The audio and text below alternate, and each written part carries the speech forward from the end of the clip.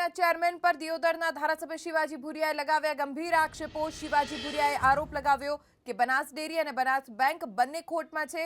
તો ધારાસભ્ય શિવાજી ભુરિયાએ શંકર ચૌધરીને પડકાર ફેંક્યો છે કે જો સત્તા બદલાય તો શંકર ચૌધરી સામે પણ ફરિયાદ કરાશે।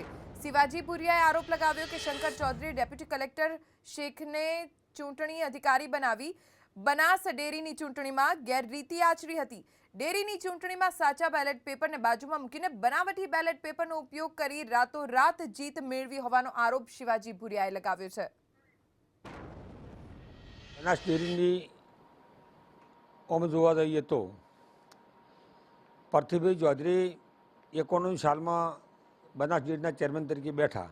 પાર્થિવભાઈએ વહીવટ કર્યો છે, જે દૂધ ગ્રાહકોને જે દૂધના વળતર આલી છે કે ભાવ વધારો જે આવ્યો છે એ શંકરભાઈ જિંદગીમાં આલી કહેવાના નથી।